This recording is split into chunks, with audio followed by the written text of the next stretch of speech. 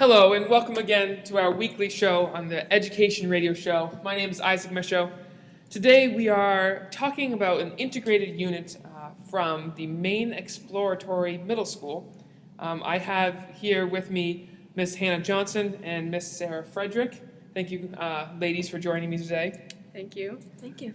So, my first question for you, this integrated unit is kind of new to me. I've been teaching for years and years and years now, and never really heard about it before. So, would one of you be able to maybe tell me kind of what an integrated unit is?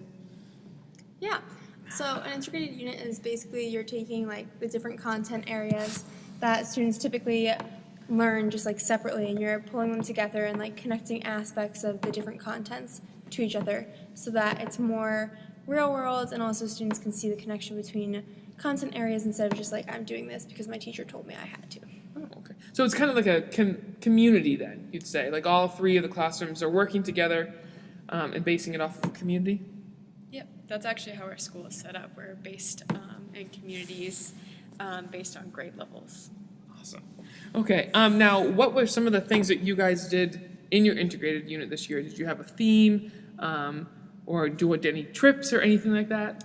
So our theme this year was Maine State Parks for the 7th grade. And we all collaborated together to integrate this unit, which made it work really well because you have multiple people looking at it. You're able to bounce ideas off each other. And like Sarah mentioned, it just makes the whole learning experience more meaningful for the students and more real world. Now, I wish I was in 7th grade again. That sounds awesome.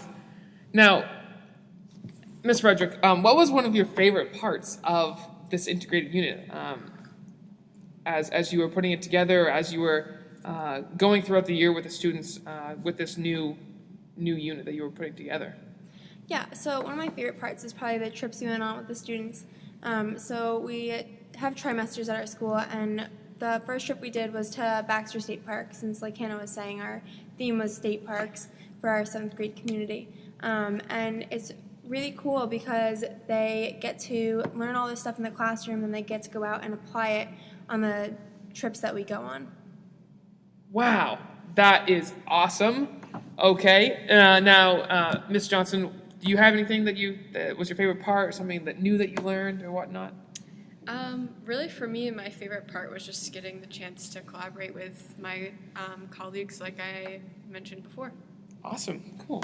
Now, there must have been some challenges with this. It was the first year that you put it together. What are some things that maybe need to be changed or worked on or rethought for next year? One thing for me definitely was having a lack of resources, especially resources that were appropriate for my students to use and to read themselves. So that was a bit difficult, but we found some resources, and this was, like you said, our first year, and so hopefully next year there'll be even more resources out there. Awesome. Ms. Frederick, do you have anything to add? Yeah, parental involvement is a really big challenge, just because students really don't want their parents around anymore. They're at the middle school age, and we're trying to actually get parents involved so that students can show them their work. And since the first year we did it, there was a lot of, I think, confusion on parents' parts that they actually needed to be involved in the integrated units. Parents are always the challenge. The last question that I have for you is there anything out there that you want to know more about? Maybe somebody that's listening to this radio show right now will be able to call in or get in contact with you about it. Do any of you have any questions for those experts that are listening right now? We just are really interested in seeing if there's any other schools out there, not necessarily in Maine, but maybe in Maine, that are doing anything similar to we are, and wondering if there are any more resources out there that they could give us, or just we're really interested in knowing what they're doing and how they're collaborating and integrating their units too. So. Awesome. So I'm still hung up on this really awesome idea of what you guys did. So what were some of the projects that you had your students do together, maybe on their own, but inside and outside of the classroom?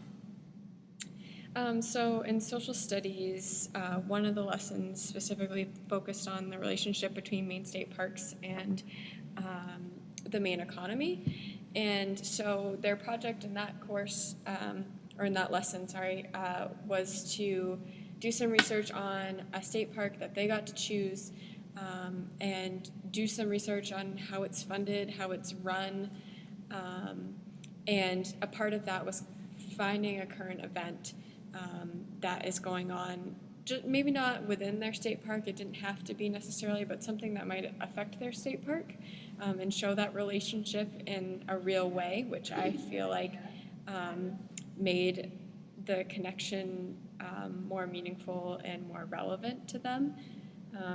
And it also connected to what Sarah was doing in her math class.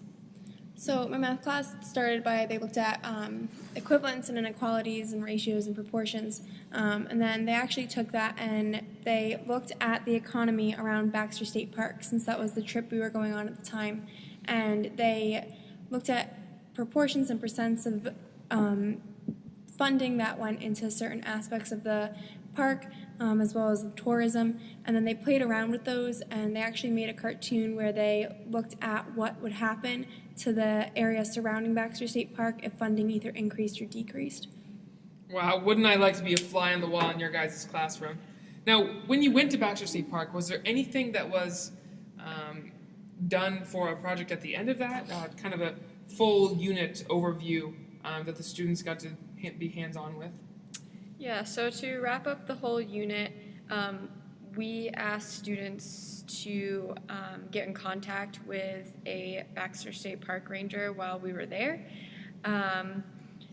Many of them spoke to a park ranger named Bob Katz, and he told them a little bit about his job, why he wanted to be a park ranger, how things like the Maine economy, government, tourism affect his job. And that really brought everything that we were trying to learn or teach our students.